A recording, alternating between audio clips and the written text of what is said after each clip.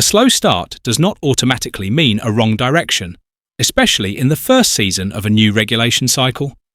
In the case of the AMR26, Aston Martin's delayed beginning could yet translate into a medium-term advantage, provided the team plays its cards correctly. This car is clearly not at its performance peak, but that also means it is not locked into a narrow operating window. With its extreme packaging and an architecture deliberately designed to evolve, Aston Martin has given itself a level of flexibility that teams chasing immediate performance often sacrifice. As understanding of the 2026 regulations improves, that flexibility can become a significant asset. Newey's comments about development potential are not empty reassurance. They reflect a design philosophy built around fundamentals rather than optimization. By prioritizing a stable, adaptable base, Aston Martin has aimed to create a platform that can accept major aerodynamic and bodywork upgrades without requiring a complete rethink of the car. In a new regulatory era, meaningful gains often come in steps rather than increments, and this approach is designed to exploit exactly that. If the AMR26's underlying direction is correct, Aston Martin could become one of the fastest developing teams over the course of the season. That may not show in the opening races, and possibly not even early in the European phase, but rather at the point where rivals begin to run out of conceptual headroom. The key question then is this: has Aston Martin genuinely built a foundation strong enough to turn its early compromise into a sustained development advantage, or will this promise of potential remain theoretical? We are about to break down what needs to happen for the AMR26's upgrade path to deliver. And if you want to follow that analysis through to its conclusion, make sure you're subscribed and stay with us until the end.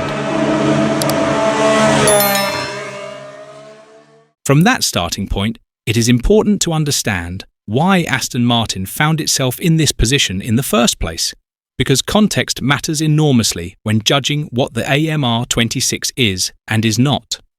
Adrian Newey has been unusually candid about the reality behind the scenes. He has openly stated that the team began the 2026 project on the back foot by about 4 months, not because of indecision, but because of circumstance. The new regulations changed both the power unit and chassis rules simultaneously, something Newey described as probably the first time in the history of F1 that such a combined reset has occurred. That alone raised the bar for every team, but Aston Martin faced additional constraints.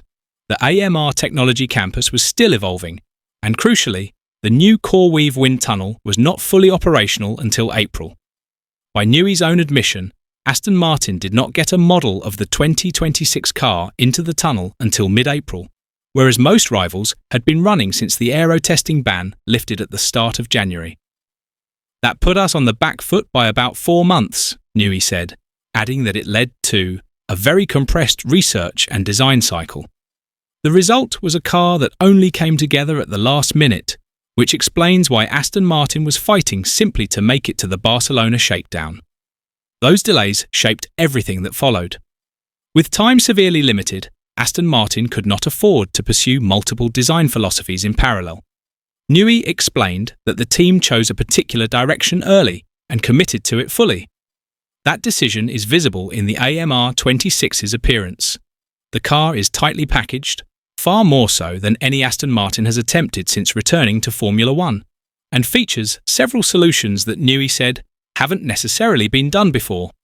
While he pushed back against the idea that he ever sets out to be aggressive, he accepted that the direction could certainly be interpreted as aggressive. What matters is why those choices were made. Newey broke the design down in terms of fundamentals rather than surface detail. Packaging and mass distribution came first, followed by front and rear suspension concepts designed to play a central role in managing airflow. From there, the team worked through the front wing and nose, the side pods, and finally the rear of the car, which Newey acknowledged was certainly different to Aston Martin's previous approaches. Each of these elements was shaped with an eye not just on initial performance, but on how the car could be evolved. This is where the optimism around upgrades becomes more grounded in reality. Newey has been explicit that Aston Martin tried to avoid producing a car that arrived close to its optimal window but offered little room to move. What you want to try to avoid is a car that comes out quite optimised within its window but lacks a lot of development potential, he said. Instead, the focus was placed on fundamentals, with the expectation that wings, bodywork, and other changeable elements could unlock performance as the season progresses. That approach also reflects lessons learned from Aston Martin's recent past. Newey acknowledged that the previous generation of ground effect cars from 2022 to 2025 became difficult to drive, and that Aston Martin was a particularly clear example of that. For 2026, one of the aims has been to produce a car that Lance Stroll and Fernando Alonso can consistently extract performance from, rather than something that offers peak potential but only in a narrow window. A more stable, predictable platform is not just a benefit for the drivers, it is also essential for development. Upgrades are far more effective when the underlying behaviour of the car is well understood. The Barcelona shakedown, therefore, should not be read as a performance statement. Aston Martin completed limited mileage and appeared late, but that was never the point of the exercise. The priority was validation, ensuring that the car functioned as intended, that the correlation between design tools and reality was sound, and that there was a reliable baseline from which to move forward. Newey himself has cautioned against reading too much into what was seen there, noting that the AMR26 that races in Melbourne will be very different to the version shown in Barcelona, and that the car at the end of the season will be different again. This constant evolution is not a sign of uncertainty, but a reflection of how Aston Martin expects to unlock performance. In a new regulatory era, understanding grows rapidly, and teams that can respond quickly often make the biggest gains.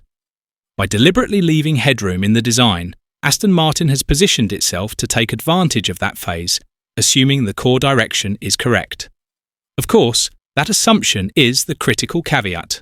A platform built for development only pays off if its fundamentals are sound.